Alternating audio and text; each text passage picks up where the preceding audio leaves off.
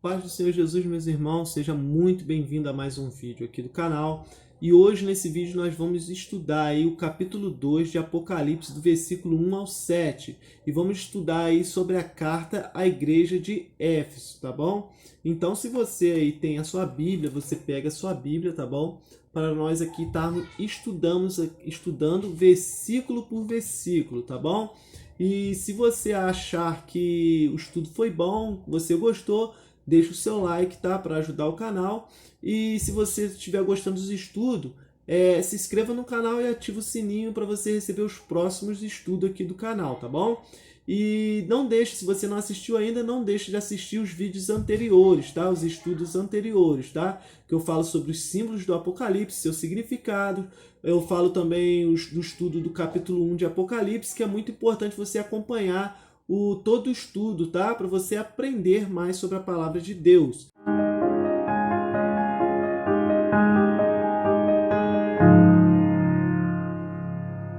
Então vamos lá, meus irmãos. Como eu falei, vamos estudar aqui o capítulo 2 de Apocalipse, versículo por versículo. Versículo 1, olha só. Vai dizer assim, ó. Ao anjo da igreja em Éfeso, escreve, tá? Olha só, o Senhor Jesus está aqui dando ordem a João, ao anjo da igreja de Éfeso, escreve. Olha só o versículo 2.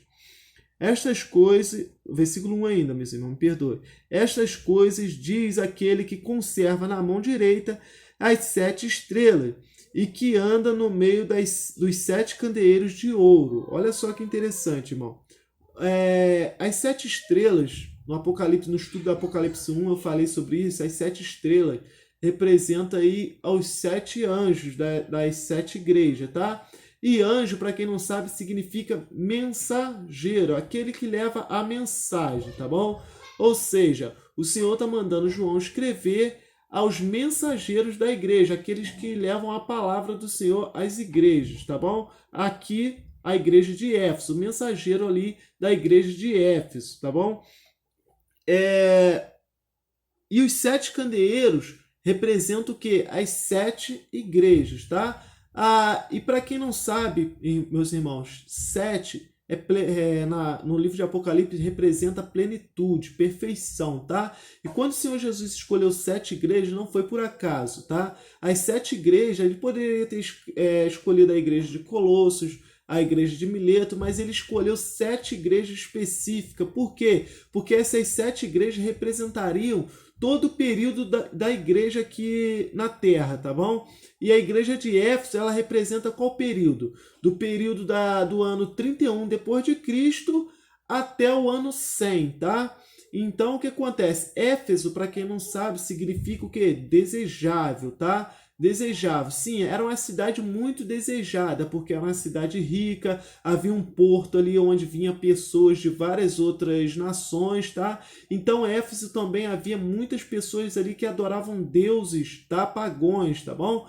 Então, por isso que o apóstolo Paulo ali pregou ali, o apóstolo Paulo, Priscila e Áquila, Apolo também pregou ali, tá? Então foi uma cidade ali desejável, porque havia pessoas de várias outras nações. Então o apóstolo Paulo viu ali um meio de pregar o evangelho, de expandir mais o reino de Deus, tá bom? Então a igreja de Éfeso representa o ano de 31 depois de Cristo até o ano 100, tá? Olha só o versículo 2, o que diz?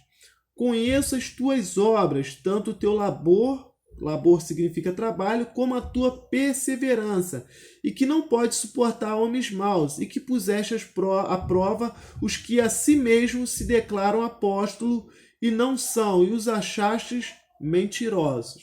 Olha só, meu irmão, o versículo 1 vai dizer que o Senhor Jesus ele se apresenta dizendo que tem as 7 estrelas, ou seja, os mensageiros da igreja nas palmas das mãos, tá? E que está no meio dos 7 candeeiros, ou seja, ele está no meio das 7 igrejas. Se ele está no meio, ele sabe tudo que está acontecendo na igreja, tudo que estão fazendo de bom e o que não estão fazendo, o que estão fazendo de mal. E aqui no versículo 2 ele está dizendo que ele está no meio, ele está vendo, tá? Conheço as tuas obras, olha só, conheço as tuas obras. Tanto o teu trabalho, labor, tanto o teu trabalho, ou seja, vejo que vocês trabalham bem, que vocês estão perseverando, tá? E que não pode suportar homens maus, tá? Homens maus aqui pode significar o quê? Pessoas que se dizem, tá? E não são, pessoas que distorcem a palavra do Senhor, tá? Pessoas que querem ali ver o mal dos outros, tá? E que puseste à prova os que a si mesmos se declaram apóstolos e não são, e os achastes mentirosos. Olha só, irmão, que interessante essa parte. Que puseste à prova o que a si mesmos se declaram apóstolos e não são, e os achastes mentirosos. Olha só o que nós temos que aprender aqui com a igreja de Éfeso. Quando alguém chegava lá se dizendo, não, eu sou apóstolo, tá? Eu sou como Paulo, eu sou como o Pedro, eu sou apóstolo de Cristo também. Eles botavam esses homens à prova. Eles falavam, não, você é apóstolo mesmo? Vem cá, vamos ver aqui se você realmente é apóstolo. E começavam ali a perguntar, a ver as atitudes deles para ver se realmente eles eram apóstolos de Cristo. E quando eles viam que não eram apóstolo, ele falava assim, vocês são os mentirosos. Vocês não são o que vocês dizem que são. Tá? E o Senhor elogia eles por isso, pelas obras, pelo trabalho, e que eles pusessem à prova aqueles que se diziam apóstolos e não são. Hoje, nas igrejas de hoje, irmão, em pleno século XXI, está faltando isso, tá? Porque hoje basta você botar um terno e uma gravata e entrar dentro da igreja que você já é recebido como se você fosse homem ou até mesmo, dependendo talvez, uma mulher de Deus, tá? Isso é errado, tá? Porque para ver se é realmente homem e mulher de Deus, tem que pôr à prova. Você chega na igreja, você fala, não, eu sou diácono, eu sou evangelista, eu sou pastor, eu sou presbítero. Aí a pessoa já te recebe sem saber realmente qual é a sua origem. Não era assim com os crentes de Éfeso, tá? Lá, para você chegar lá, você falar, não, eu sou apóstolo. Ah, você é apóstolo mesmo? Então vem cá, vamos ver se você realmente é apóstolo. Me fala isso, isso, isso e isso. E se eles tropeçassem nas palavras, os Éfesos diziam, não, vocês são mentirosos, tá? Que não foi assim que nós aprendemos. Isso está faltando nas igrejas de hoje, irmão. Irmãos, temos que tomar cuidado quem está entrando na igreja, porque tem pessoas que vêm de outra doutrina e acaba trazendo aí falsas doutrinas para dentro da igreja, tá? Então vamos aprender isso com a igreja de Éfeso. Vamos pôr à prova aqueles que se dizem que são e não são, tá bom? Versículo 3. E tens perseverança, e suportastes provas por causa do meu nome, e não te deixaste esmurecer. Olha só, irmão, olha só. Tens perseverança, e suportastes prova por causa do meu nome. Como eu falei, o período da igreja de Éfeso representa do ano 31 ao ano 100. E a igreja, na época, ela era muito perseguida. E no ano de 64, depois de Cristo, o imperador Nero, ele colocou fogo em Roma e acusou os cristãos, tá? Ele acusou, tá? Ele botou a culpa nos cristãos, falando que foram eles que tinham ponho fogo em Roma, tá? E ali se lançou uma grande perseguição contra os cristãos, tá? Onde foram lançados dentro de coliseus, foram perseguidos, foram mortos. Estudando mais sobre a história, nós vamos ver que Nero, ele pegava os cristãos e botava eles pendurados em postes e botava um fogo neles vivo, irmão, como tocha humana, tá? Ele era um imperador muito perverso e ali surgiu muitas perseguições. E aqui está dizendo, olha só, e tens perseverança e suportaste provas por causa do meu nome e não te deixaste esmurecer, ou seja, mesmo, tá, eles sendo perseguidos, mesmo eles sendo mortos, eles perseveravam e não desistiam, tá? É assim que nós temos que ser, irmão. Hoje em dia, infelizmente, nós estamos vivendo uma geração de crentes mimados, tá? Mimados sim, porque se Deus fizer o que eu quero, eu tô firme. Se Deus não me der o que eu quero, eu vou sair da igreja. Não é assim que funciona, irmão. Ah, se o irmão me olhar de cara feia, eu não volto mais nessa igreja. Se não me der oportunidade, eu não vou mais na igreja. Irmãos, geração mimada. Os crentes aqui, eles estavam sendo mortos, perseguidos, e nem por causa disso eles deixavam de o quê? De pregar o evangelho, eles deixavam de adorar, tá? Nós temos que aprender isso, acorda. Ó, ouça o que o Espírito diz às igrejas. Versículo 4, olha só, irmão. Versículo 4 diz assim: tenho, porém, contra ti que abandonaste o teu primeiro amor. Tenho, porém, contra ti que abandonaste o primeiro amor. A igreja de Éfeso, Jesus começa elogiando. Mas logo depois Jesus fala: olha, tem uma coisa, porém, contra ti. Tu abandonaste o primeiro amor. Tá? O apóstolo Paulo, em 1 Coríntios, capítulo 13, ele vai nos dizer que ainda que eu falasse a língua dos homens e dos anjos e não tivesse amor, seria como metal que soa ou como sino que tine. Ainda que eu tivesse o dom de profecia e conhecesse todos os mistérios e toda a ciência, ainda que tivesse toda a fé de maneira tal que transportasse os montes e não tivesse amor, nada seria. Olha só, irmão. Se não tiver amor, de nada vale. Jesus elogia, fala: eu conheço as tuas obras, conheço o teu trabalho, sei que tu é perseverante, sei que tu puseste às provas os homens maus, que puseste à prova aqueles que se dizem apóstolos e não são. Só que tem uma coisa contra ti: você abandonou o primeiro amor. Abandonou o primeiro amor. Ou seja, de nada vale as obras se não tiver o mais importante, que é o amor. O amor. Isso. A igreja de Éfeso, ela tinha todas as qualidades que as igrejas precisavam ter. Só que faltava uma coisa ainda: o amor. E Lucas capítulo 15 vai falar do filho pródigo, tá? Que o filho pródigo pede o pai que reparte os bens, tá? Gera um insulto, porque na época, para repartir os bens, o pai teria que estar morto, ou seja, o filho pródigo, pedindo os bens, estava dizendo para o pai: para mim você morreu, quero minha parte da herança, tá? Quero ir embora. Só que o interessante é que ele vai e perde tudo. A história você deve conhecer, se não conhece, vai lá e lê Lucas capítulo 15. Vai dizer que o que fez o filho voltar foi a lembrança, tá? A lembrança. Lembrança. Tá entendendo? Ele lembrou do pai. Ele lembrou da onde ele errou. Ele lembrou que na casa do pai havia algo melhor. Aqui, olha só: tenho, porém, contra ti que deixaste o primeiro amor. E logo em seguida vai falar assim: lembra-te, pois, de onde caíste. Irmão, hoje, nas igrejas de hoje, tá? Na igreja de hoje. Quantas igrejas hoje estão assim? Trabalha, faz tudo certinho, tem perseverança, tá? Evangeliza, ajuda os necessitados, fazem tudo certinho, dão o estudo bíblico, pregam a palavra, só que não estão fazendo com amor. E isso, irmão, é muito grave. Muito grave. Como o apóstolo Paulo fala: ainda que eu falasse a língua dos homens e dos anjos, se não tiver amor, de nada vale.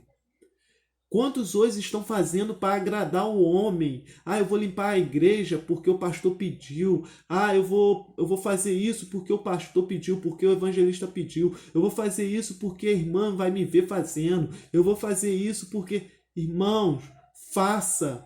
Sim, mas faça por amor à obra do Senhor. Faça por amor a Deus. Olha só. É o primeiro mandamento que Jesus Cristo falou: amar a Deus sobre todas essas coisas. E o semelhante igual ao quê? E ao seu próximo como a si mesmo. Amar. Amar é um mandamento. Ame. Se não tiver amor, irmão, eu posso botar meu corpo, lançar meu corpo no fogo. Se não tiver amor, de nada vale. Se não tiver amor, posso vender tudo que eu tenho e dar aos pobres. Se não tiver amor, não vale de nada.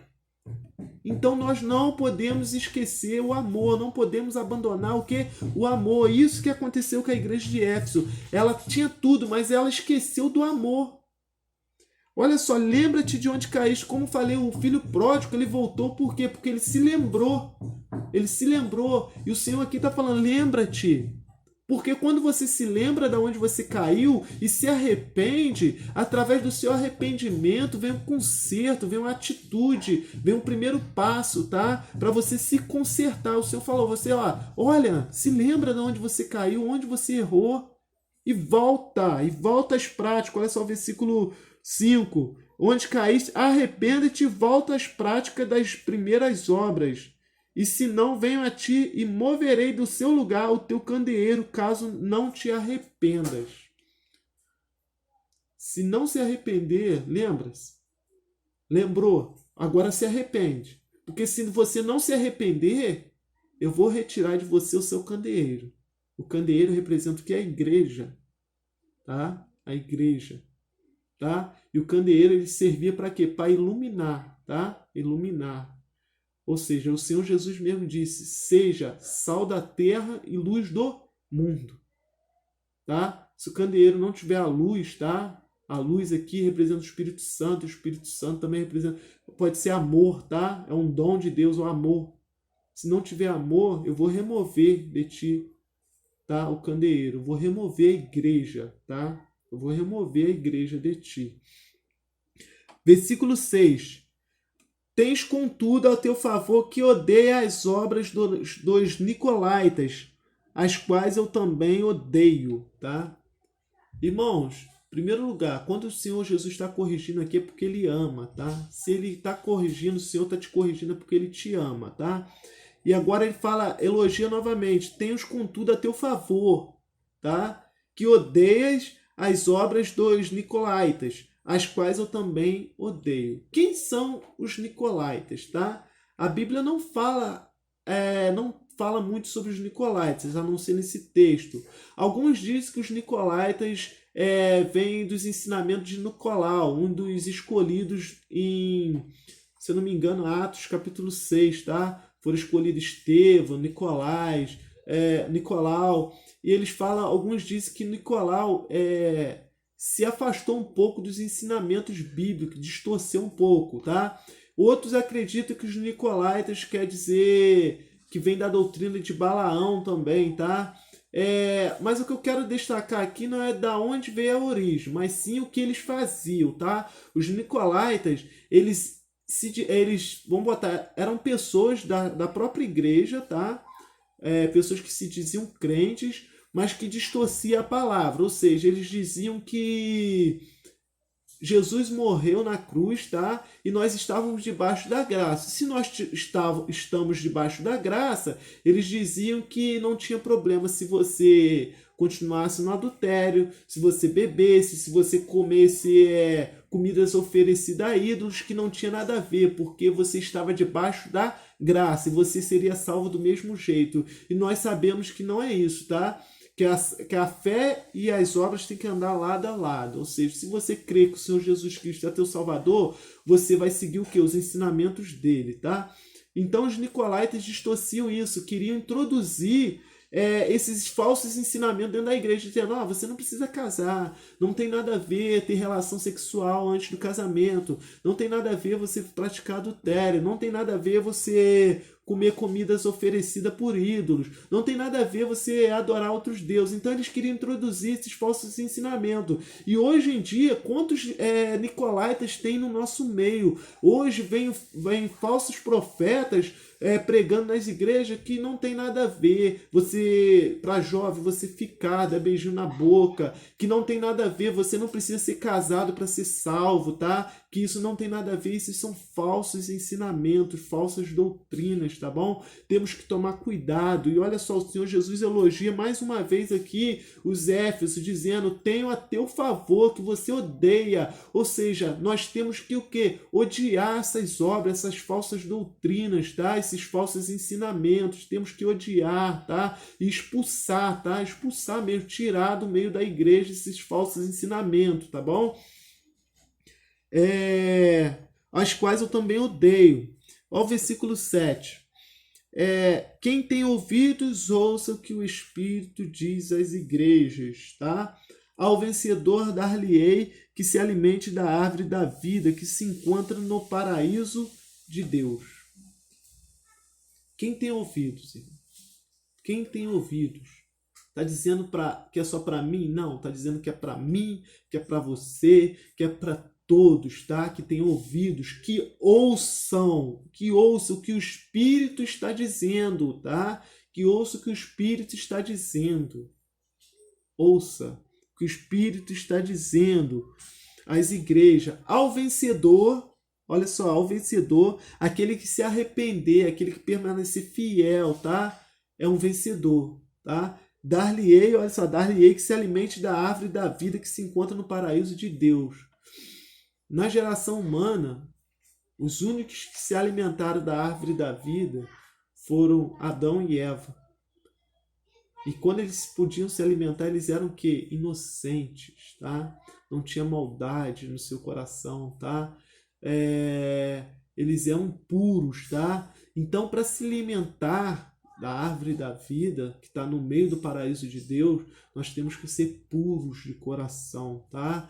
Nós temos que ser limpos, tá? Purificados, tá? Se você vencer, você permanecer fiel, você tem que ser fiel, como Adão e Eva era fiel. Tanto que depois que eles desobedeceram a Deus, eles deixaram de ser fiéis. E depois disso, eles não puderam mais comer da árvore do fruto da vida, tá? Então, se você permanecer fiel, perseverante, tá? Obedecendo o que o Senhor nos deixou, que foi a palavra dele, você vai ser um vencedor e o Senhor vai te dar de comer da árvore da vida que está no meio do paraíso de Deus. Aleluia, glória a Deus.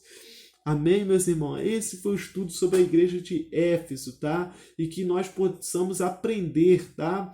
Com os acertos e também com os erros, tá bom? Então, se você errou, se arrepende. Como a igreja de Éfeso errou em esquecer o primeiro amor, em abandonar o primeiro amor, veja também, lembra-se de onde você caiu, se você está praticando o primeiro amor. Olhe para si mesmo, faça como o apóstolo Paulo, examine-se o homem a si mesmo, se examina aí. Vê se você está no primeiro amor. Vê se você está, continua perseverante, tá? Continua fazendo as boas obras. Agora, se você não está fazendo por amor, se você está fazendo para agradar pastor ou alguma pessoa, isso não é por amor a Deus, não é por amor à obra. Isso é perigoso, tá? Você pode perder o direito de comer da árvore da vida que está no paraíso de Deus, tá? Então se arrepende se você está assim e volta. Lembra? O que eu estou fazendo de errado? O que eu estou fazendo de errado? E se conserta, arrependa-te, se conserta. Amém? Glória a Deus. Esse foi o estudo, meus irmãos. Espero que vocês tenham gostado. Se gostou, não esqueça de deixar o seu like, compartilhe aí o vídeo e não deixe de assistir os estudos anteriores e ative o sininho para você receber os próximos estudos. E no próximo estudo nós vamos falar sobre a carta à igreja de Esmirna, a igreja fiel. Amém? Então é isso aí, meus irmãos. Fiquem na paz do nosso Senhor Jesus Cristo.